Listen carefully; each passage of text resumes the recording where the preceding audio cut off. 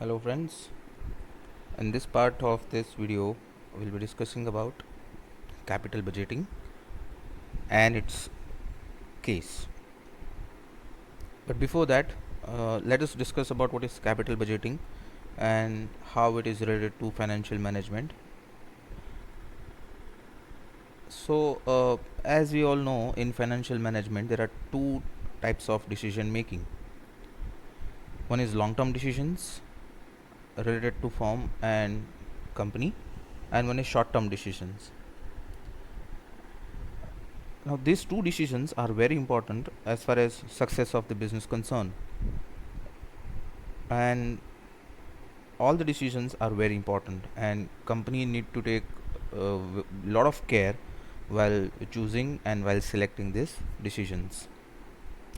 As far as long-term decisions are concerned, these are the decisions which affect the working of the company, which affect the profitability of the company, reputation of the company in a long period of time, and that is why these are considered to be the long term decisions. Another definition of long term decisions we can say is these are the decisions which cannot be reversible, or which, if it is reversed, it incurs huge financial loss for the company. For example, if company is starting for the project, once company start the project, and if company is reversing its decision within a 1 or 2 year, a company will be facing huge loss.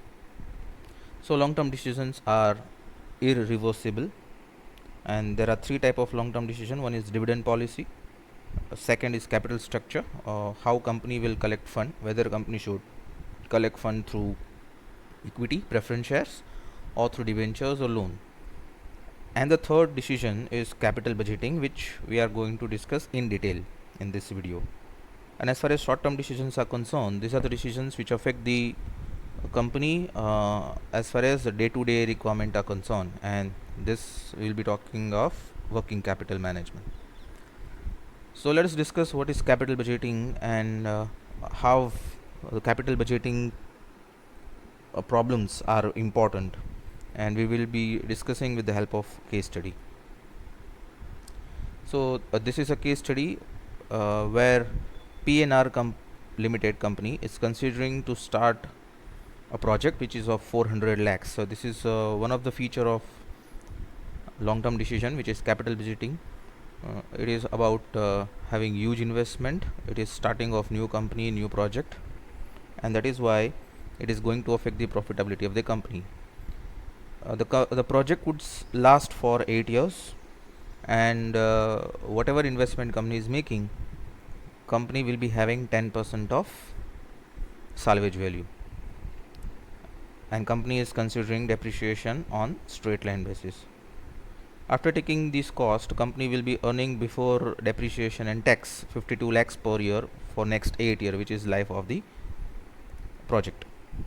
And the tax rate which is applicable is 40%, but the company would be paying 28% because of the special product, or because of the concession received from the government side. So for our purpose, taxation purpose, we'll be taking 28%.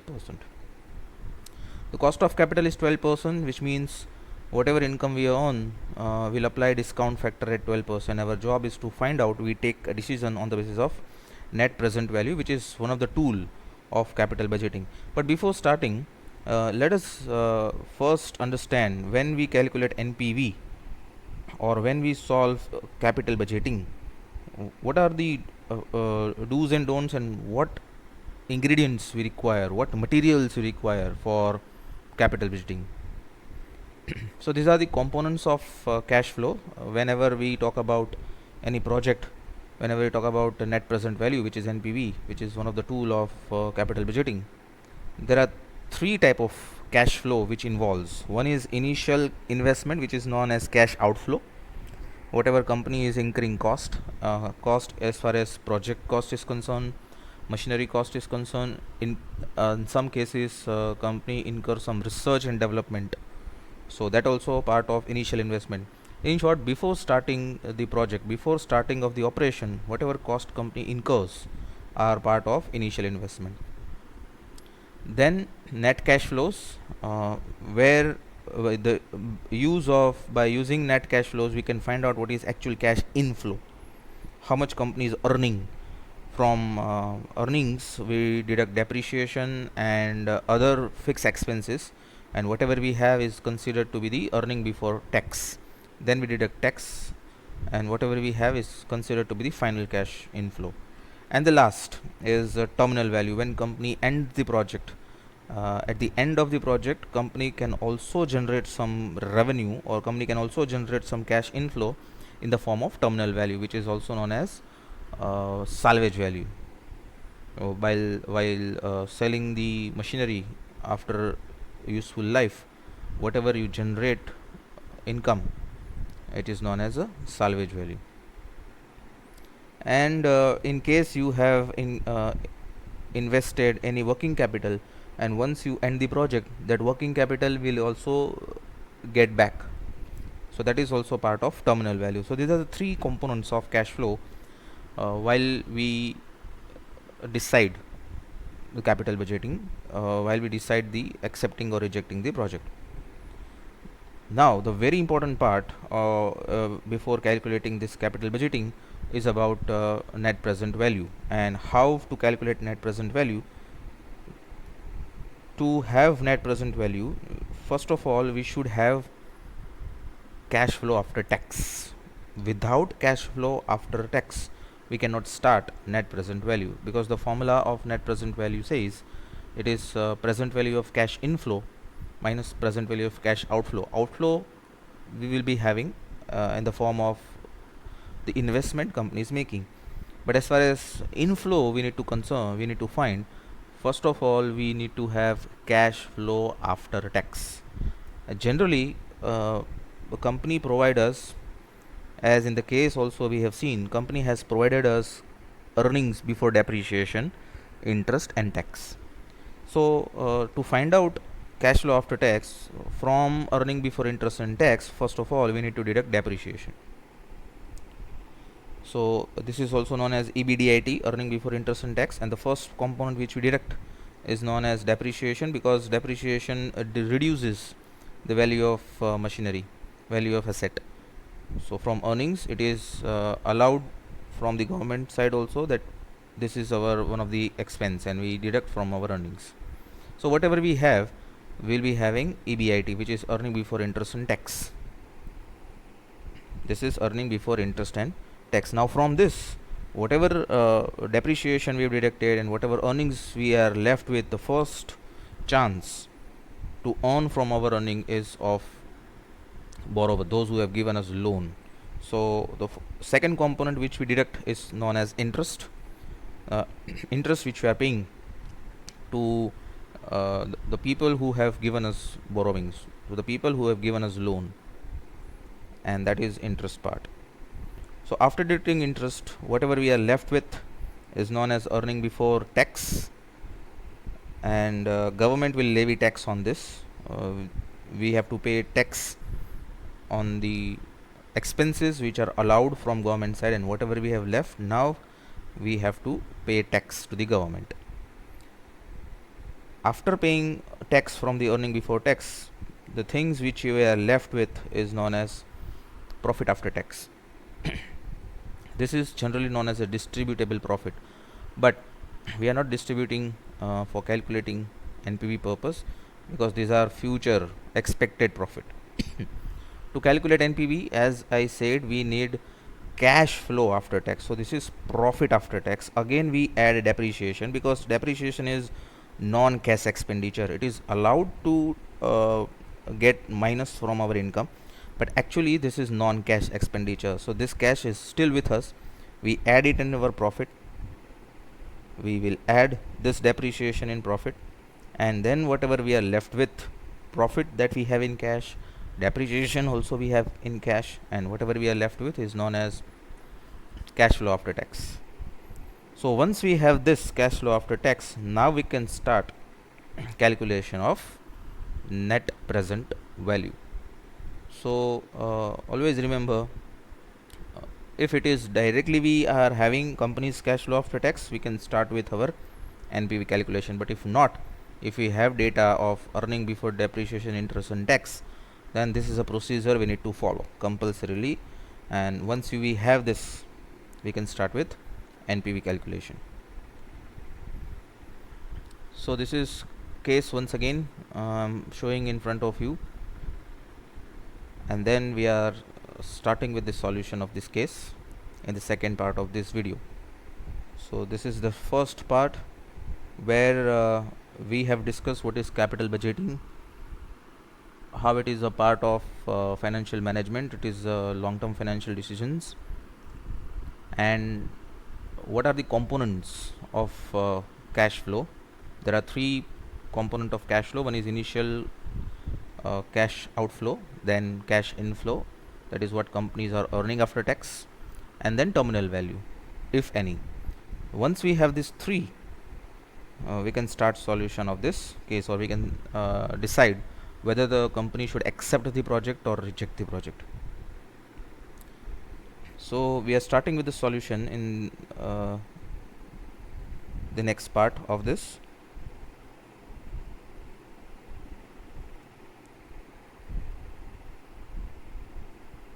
So let us have a solution of this case. Once again, I am keeping this case like PNR Limited is considering a project of plastic and rubber, which is having initial investment of 400 lakhs. So we can say this is our cash outflow, which is 400 lakh rupees. So this is called initial investment, which is our first part of cash flow, as we have discussed a few minutes back in this video. The next part, the project is having a useful life of 8 years. So we will write the life 8 years.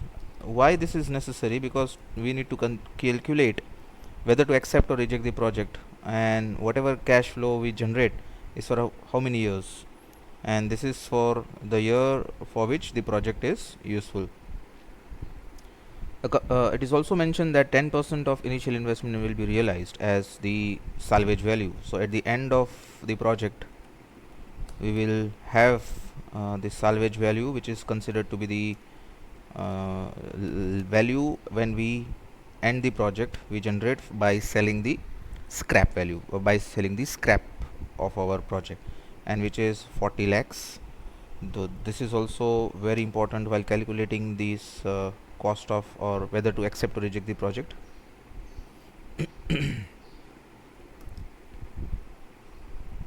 We have to calculate depreciation on the basis of a straight line method, which has been given in this case. So for the purpose of depreciation, the SLM depreciation formula is the cost of project minus the scrap value and divided by a number of years, or we can say the useful life of the project.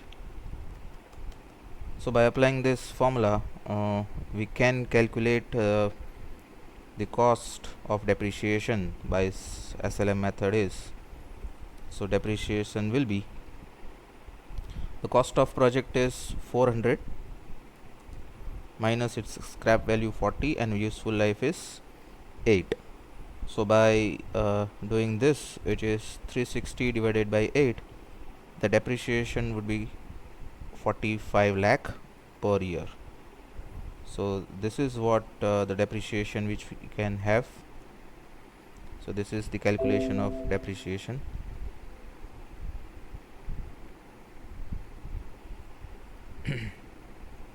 Yes, so this is 400 minus 40,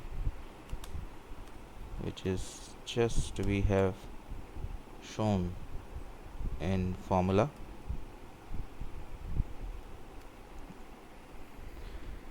Now the main part, after taking costing of the project, profit before depreciation and tax is 52 lakhs.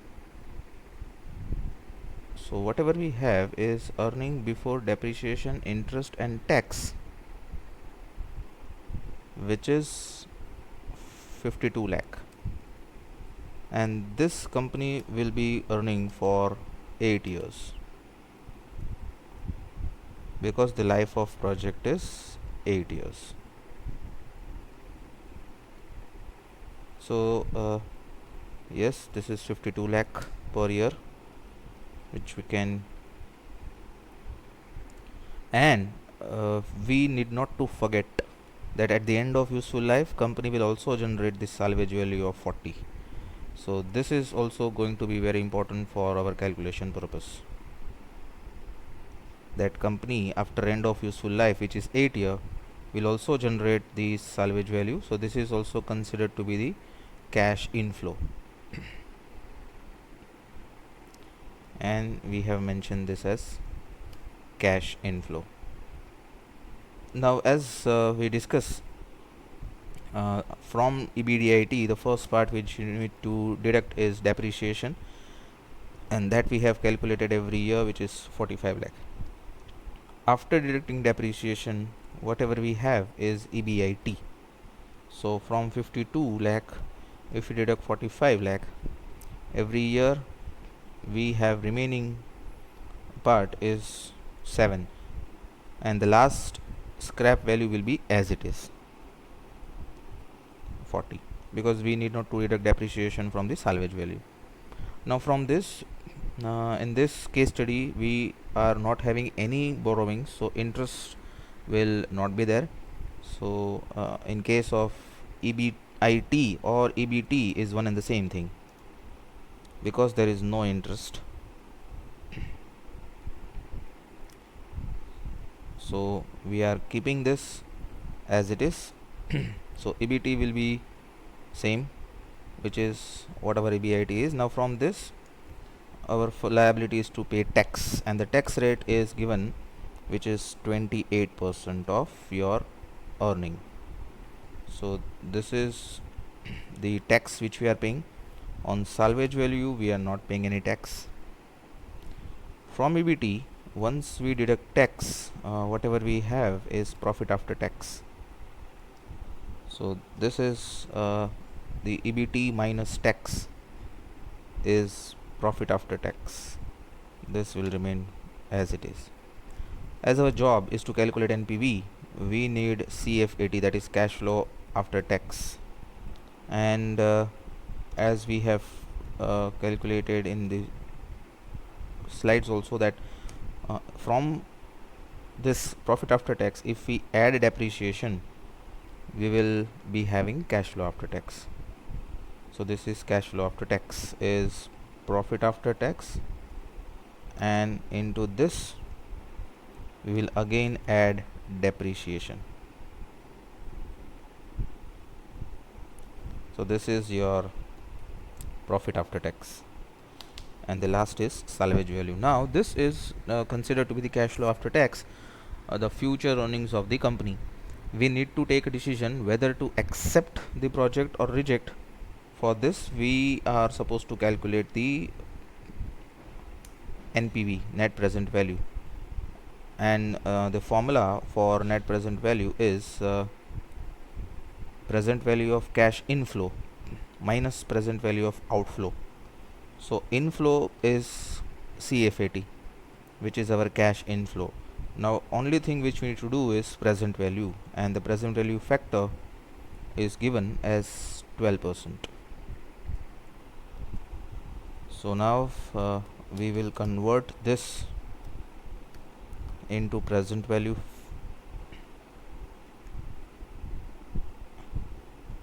We consider 3 digits after the point, and in last year again, as it is 8th year itself, so we will repeat the last year's present value factor for salvage value also, which is 0.404. After identifying the present value factor, when we multiply our cash flow after tax, we will get the present value. So now we are multiplying cash flow after tax with the present value, and this is what we have, the present value of cash inflow, and then we make total here.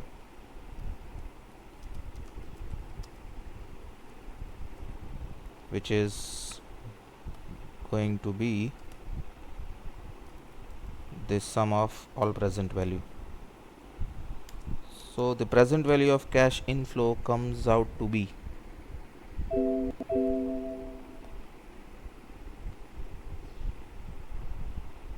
it is 264.74, which is your present value of inflow. And now we have to find out net present value. The formula, as we can write, present value of inflow minus present value of cash outflow.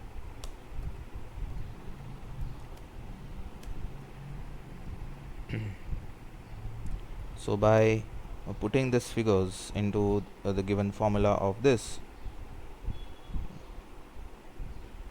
we can get NPV equals to 264.74 minus our cash outflow, which is 400 lakhs.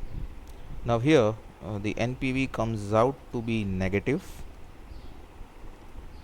As NPV is negative, the as per rule of NPV and accept reject criteria, we will reject the project, because the project, if you accept, it will give you a negative income, and if the project is giving negative income, we cannot accept the project. So by accept reject rule of net present value, the project is said to be rejected. And this is what the solution of this case. I hope you have understood this solution of this case. If you have any query, you can write in the chat box, you can write in comment box. And thank you very much for the listening. If you like this video, you can forward it to your friend, you can suggest to your friend. And for other details, you can visit my blogspot. It is krunalbua.blogspot.com. Thank you very much for the listening.